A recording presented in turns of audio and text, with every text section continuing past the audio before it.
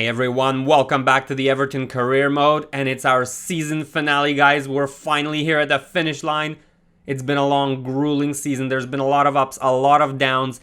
In the last episode, we managed to win the FA Cup, and that was definitely an up. I am still ecstatic, still euphoric after that win. It blows my mind, guys. It really blows my mind that I was able to bring silverware in the first season to Everton. The prize money came in, it's 2 million, but it's all about that trophy in that cabinet, guys. But now we have to turn our focus to the end of this season, and we have to finish strong. We have a home game against Brentford and an away game against Arsenal. And guys, if you look at the little mini league table here, we've guaranteed ourselves Europa League 2 games early. We can really be happy about that. The board expectation is met. We've accomplished what we've set out to do. But we are now after Champions League, and we need 1 point, guys. 1 point guarantees us Champions League next season. And quite frankly, it will probably, based on goal difference, guarantee us 3rd place. And that is just ridiculous. Not in my wildest dreams did I think we could get 3rd place this season. It didn't even enter my mind. I thought maybe, just maybe, by some fluke, if one of the big teams or 2 of the big teams slip and we have an excellent season, maybe somehow we can get into Champions League. But I didn't even think Europa League. I thought Europa League was a tough ask. And somehow we were able to find ourselves now in this position and to be so close, to need 1 point from 2 games. And we're playing at home versus Brentford, guys.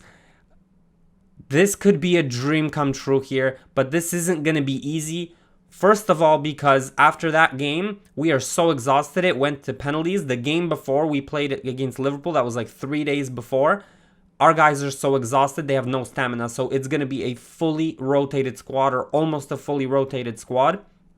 And we're playing against a Brentford side, which can run you out of the park. I said it this the first time. They have such good players for the Premier League, and recently they've been on form.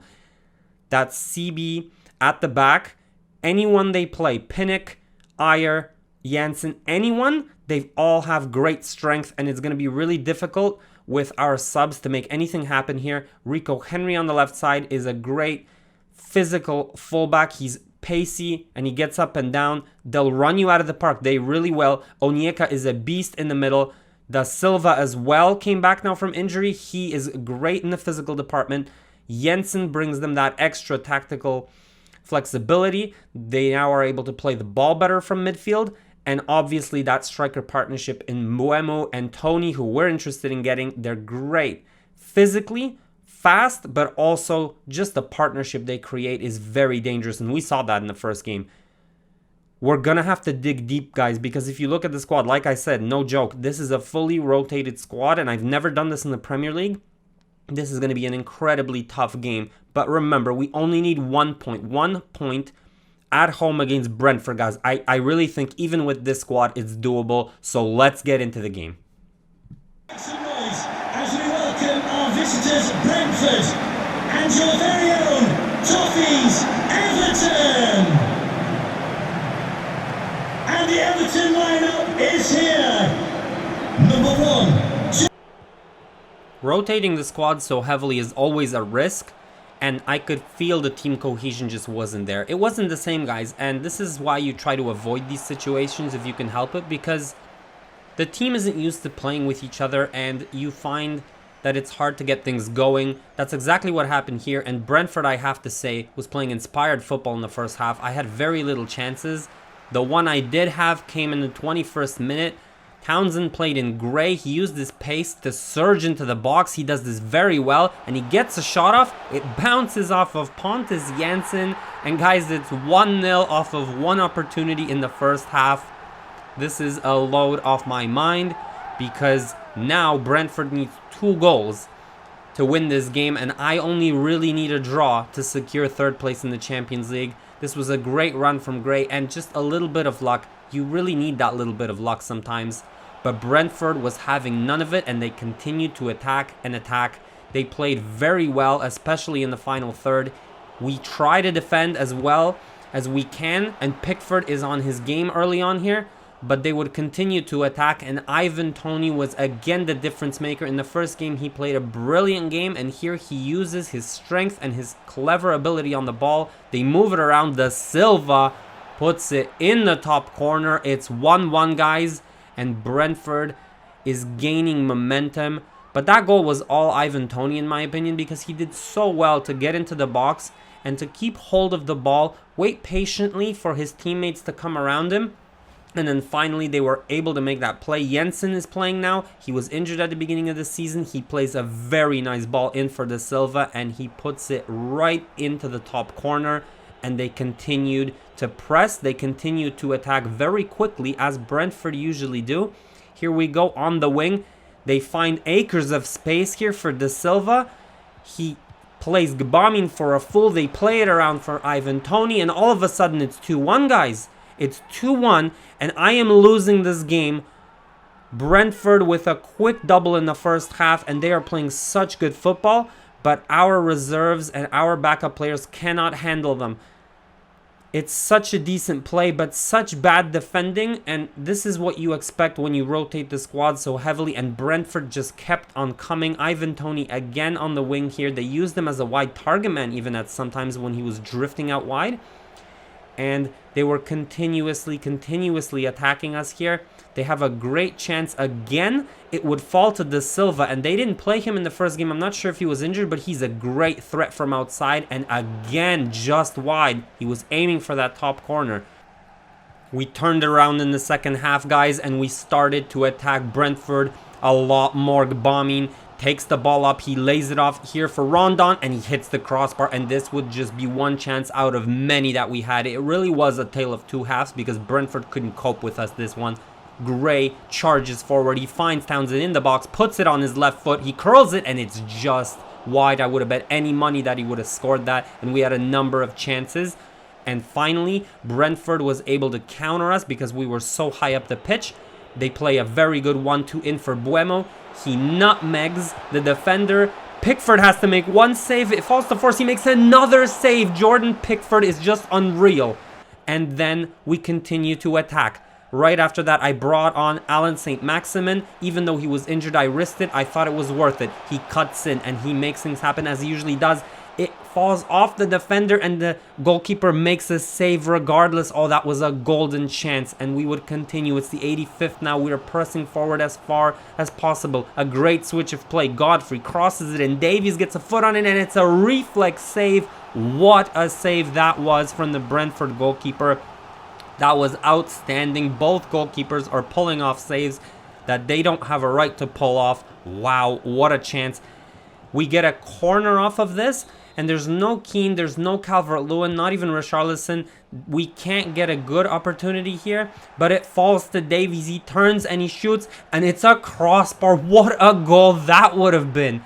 But we continue, and we couldn't get a result here, guys. We couldn't get that goal to tie it up, and unfortunately, it's a loss against Brentford, and things get a lot more difficult now.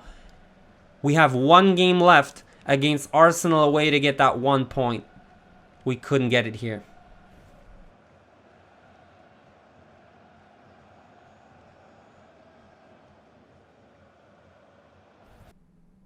Okay, guys, we couldn't even get a draw against Brentford, which means it's coming down to the wire. It's coming down to the final game of the season to decide who gets Champions League.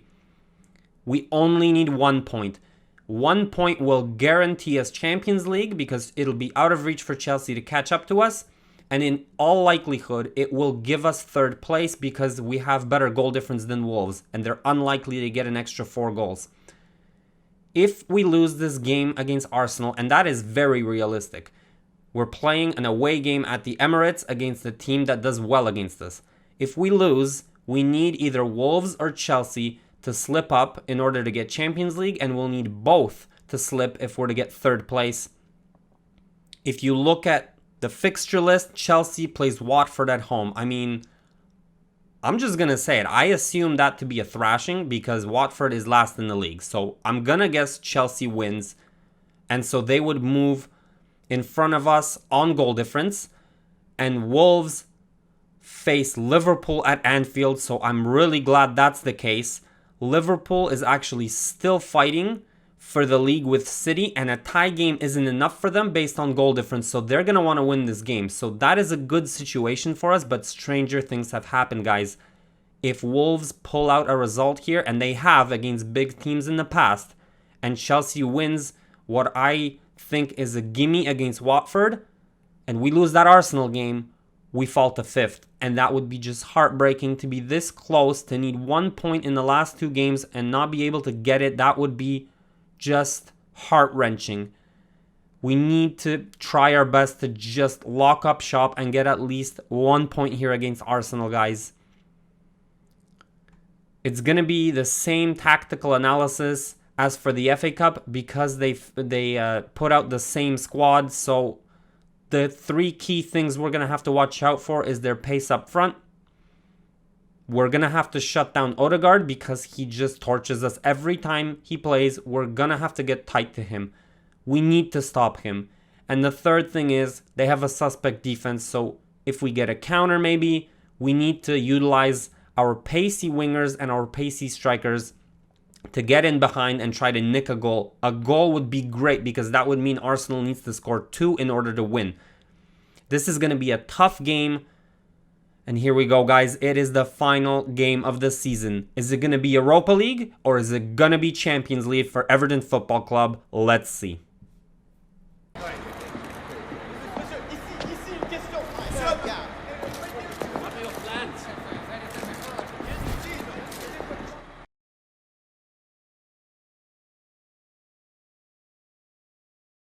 Will you please make some noise as we welcome our visitors, Everton, and welcome the Gunners! Arsenal are lining up as follows. Number 1, Bernd. Arsenal was at me straight from the kickoff, guys, and they clearly wanted to prove a point after that FA Cup game that they lost, and they were playing free-flowing football, crossing a lot, and they caught me off guard. Holgate makes a mistake. It falls to Saka, and it's 1-0, guys, in the first 6 minutes. This is the worst possible start. We lose a goal in a game where we need to at least tie, because I'm not leaving it up to the other teams. And this is starting to get dicey. We try to hit back. Calvert-Lewin gets a decent chance from distance, and it's saved by Leno. But we are in a precarious position because it's not easy to get a goal against a team that likes keeping possession like Arsenal. They come at us again. We actually defend this cross well and get the second ball. But Alan St-Maximin gives it away. It falls to Aubameyang, and he powers it in. It's 2-0, guys. It's 2-0, and this just got really bad because now I have to score 2 goals, and I am not confident I can score 2 goals against this Arsenal side away. But we try. We play as risky as possible. Calvert-Lewin gets a shot. It ricochets off, but the final third is lacking quality for me, and we try our best here. It's a corner. Calvert-Lewin specializes in these. The goalkeeper saves it, the player clears it, and that was just the type of game it was. We continue trying our best. Richarlison gets a curler, but it's not in the part post. You see, it's just lacking quality. Davies gets a pop at it from distance, and it's just wide. Nothing is really clicking. Nothing is really falling. And you guys can see at halftime, the results are technically going our way because there's 2 draws. But if Chelsea scores 1 goal against Watford, that's probable. And if Wolves nick a goal against Liverpool, that's it. That's it. We get Europa League and we fall out of Champions League. I try my best in the second half to get something going. But Arsenal stuffed it all out. Defensively, they were good. And they picked their spots to attack. Pickford actually saved us from losing a 3rd goal here. And then finally, Arsenal counter with their pace out wide. They put in a cross, and this sums up our season, guys. Defensive shambles. It bounces off the player, and it trickles in, and it's 3-0, and that's it. It's over. We lost this game. There's no way I'm scoring 3 goals against Arsenal the way they're playing here to tie this game. There's just no way. It's done. We've lost this game, and now we are hoping and praying that one of those teams slips. I mean, hopefully both of them, but hopefully Wolves is not winning against Liverpool. And I'm sort of a pedestrian in this game at this point. I'm really not into it because it's 8 minutes left. I'm not scoring 3 goals against Arsenal. And they keep on coming. Honestly, they could have made this 5. Pickford makes a good save, and they keep on coming. And they got another good chance here. I'm not sure who this was, but he has a great shot from distance, and it hits the crossbar. And that's it, guys. We lose this game 3-0. We lose this game 3-0, and Richarlison's expression here tells you everything. We may have just lost this. We may have lost Champions League, and I don't know what to say. We just have to wait for the results to come in. This season, as successful as it is, might end on a damp note. And it kills me to say that we lost this game, and let's wait and see.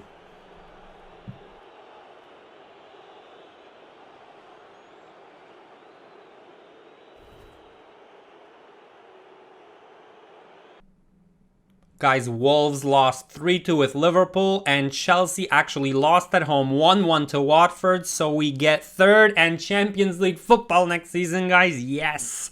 Wow, I am elated. Never in my wildest dreams would I have thought that we'd get silverware in the first season with Everton and Champions League football. Third, I mean, that blows my mind, guys. It really does. I'm going to do a season roundup now. As you can see, Liverpool won the league. But we're getting there. We're building a team, and we're coming for you, Liverpool.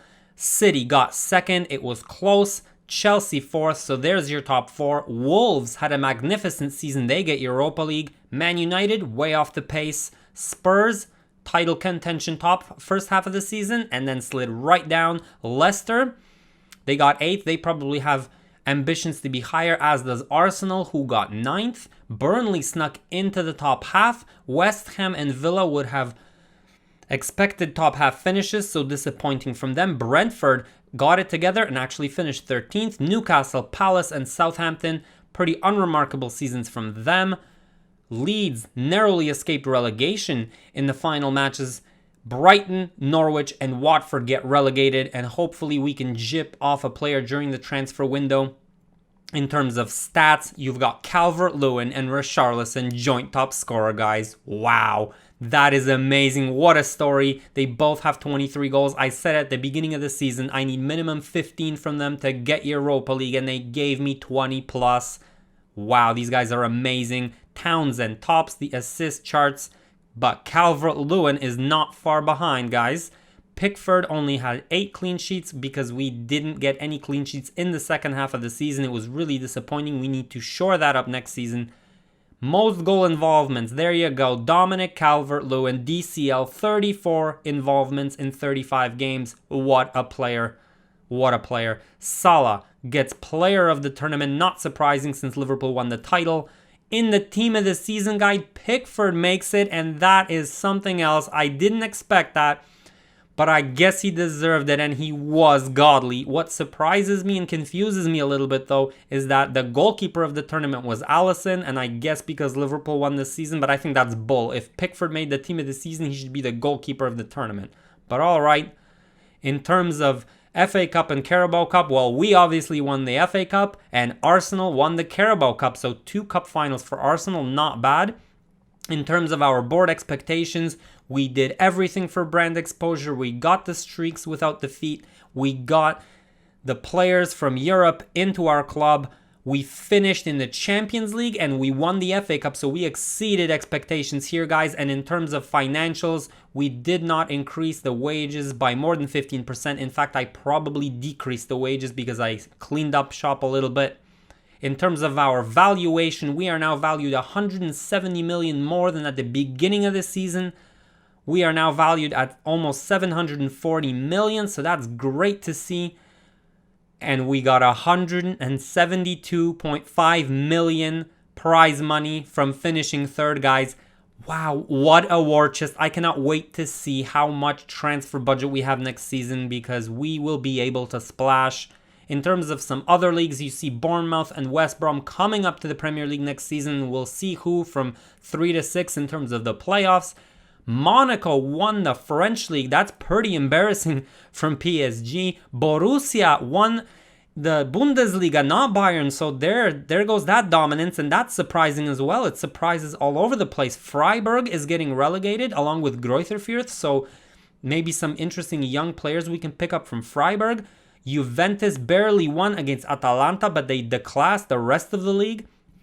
Porto won in Portugal. Celtic narrowly won in their league against Rangers. Sevilla won the La Liga. That is surprising. Barca second, Real only fourth. That is really surprising. Alaves, Osasuna, and Cadiz getting relegated. Again, De Frutos is in Osasuna. Maybe we pick him up. In terms of the Champions League, 2 Manchester clubs in the semis, but it's City and Bayern to go into the final, and Bayern wins it, so not a total loss for them in the season.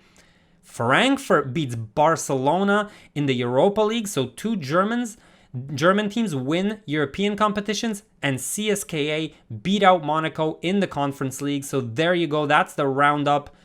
Obviously, the board is delighted with our progress, and I'm not surprised. This is about as well as anyone could have done coming into Everton third and FA Cup. Come on. Before I end this season here, guys, I'm going to leave you with player development and the moments that came from each player. I'm going to leave you with goals of the seasons and save of the season. And I encourage you guys to go in the comments. Tell me what your favorite moment was. Tell me who your player of the season was. Tell me what your favorite goal and favorite save is. Just put it in the comment section, and anything else you can think of, how I did, what you think I should do for next season. And yeah, I'm going to leave you with the highlights, but before I go, I just want to say thank you so much for every view, for every subscriber, for sticking with me through Season 1. And guys, I will see you in Season 2. Laters.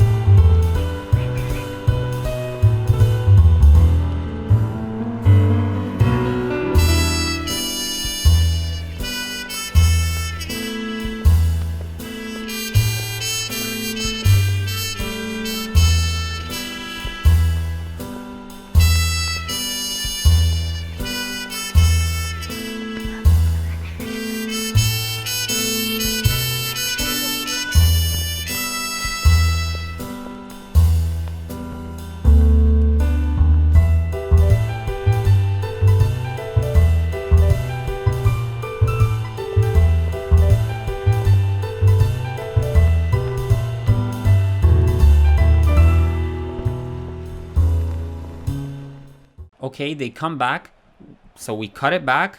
It falls fortuitously for Decore. We keep possession. Calvert-Lewin is just amazing. Punt it up to Richarlison, and he just puts on a show. He dances, breaks this guy's knees. Good night. Townsend books it on the wing. He sees Iwobi on the other side, crosses to him. Iwobi squares it for Calvert-Lewin. What a play. I got really pissed at that point. I just gave the ball to Richarlison. He did one little step over. Bang. It's back to 2-1. And I'm back to having a good mood because that goal was so amazing. Like I said, guys, attack Newcastle right away and they fold like wet cardboard. And that's exactly what happened. Here we go. Calvert-Lewin. Bang. It's 1-0, guys. Emerson has to step out. The defense is disorganized. Gakpo gets on the end of it and it's 1-0, guys. In the first 3 minutes, we need to get more goals. We need to win against Watford. We play it vertically fast. Again, Richarlison gets on the end of it, and what a finish. My maestro, what a finish, Richarlison.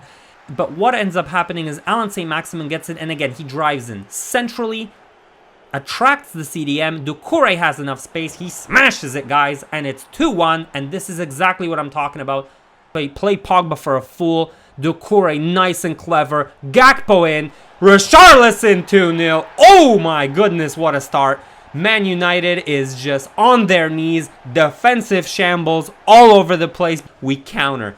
And look at this, guys. The Flying Dutchman Rondon. He gets it in. It's 3-2. This is insanity. You remember that Van Persie goal where they called him the Flying Dutchman? Well, it's the Flying Rondon. That's like the 7th or 8th save, and like half of them are just world-class quality saves. Odegaard has another attempt in the very last moments of the game. Pickford is a bird. He just flies. Newcastle did have some good chances late in the second half, specifically this one. What a save from Pickford. The ball falls to Hendrick. He has a great shot off the volley. And Pickford, I mean, this is just top draw stuff from our goalkeeper. What a save. Maybe 1 or 2 chances, and this one, most notably, Pickford really saved our asses here, because Watkins, this shouldn't have been a save. This shouldn't have been a... That reflex is outstanding from Pickford. That should have been 2-1. But Liverpool would come back, and what was that from Henderson? What was that? A bicey from Henderson, and Pickford proves this guy is a bird in net. What a save. That is the save of the season. They play a very good 1-2 in for Buemo. He nutmegs the defender. Pickford has to make 1 save. It falls to force. He makes another save. Jordan Pickford is just unreal. All right, and then I don't know what Coleman's doing on the post, because his job on the post is to head the ball out. So I don't know what he's doing here. Can you please head the ball out? No. All right. In the next clip, you might think we're playing a back 3. Oh, no. No, we're not playing a back 3. Keane just decided to go somewhere.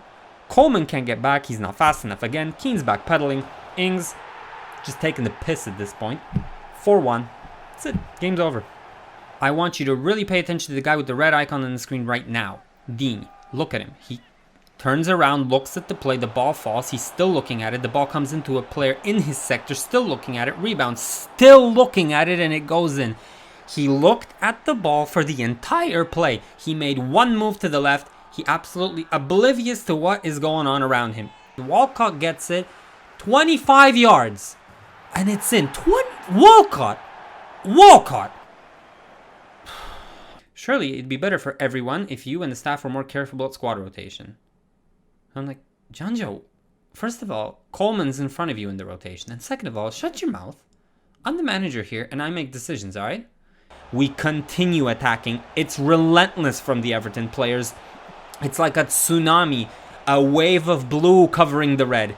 Iwobi passes it to Rondon, and Rondon is on a mission. He starts running like his life depended on it. You can see Iwobi is booking it. He is Usain Bolt coming into the box. He gets it from Rondon. It's 2-2. What a goal. What an equalizer. And it's just scenes at Goodison Park. Unbelievable equalizer. The 2 most unlikely heroes in Iwobi and Rondon. I'm just having a laugh at this point. It's Iwobi and Rondon, and they've just equalized in the Merseyside derby. What a storyline here. Iwobi gets on the end of it. It's 2-2, boys. We rally in the last moments of the game. It's the 85th minute, and Calvert-Lewin gets in a pass, slipped in by Doucouré. It's in, guys, yes! Branthwaite comes through. The youngster, our CB, gets us a goal. We're in front. I am so excited. Look at his joy. He goes to the bench. This is why we brought him in. This right here, the ability to play this weighted pass into Calvert-Lewin. He smashes it in. It's 3-2, guys. I said I'm not going to lose against Watford. I'm not losing against Watford. Like a pack of wolves, like I said. It's a cross in. It bounces off Allen's back. It's a shot. It falls to Allen, and it's a 4-0. It's 4-0 within the first 40 minutes. What is happening here? Victory snatched from the misery of defeat, guys.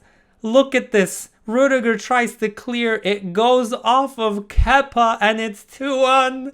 We win the game against Chelsea, courtesy of a red card from Conte and Kepa's ass. We get the result. Coleman, the Everton captain, to win the FA Cup, guys. Come on. Top right.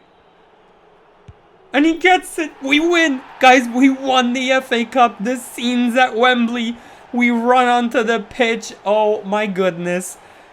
The first trophy in 27 years for Everton Football Club.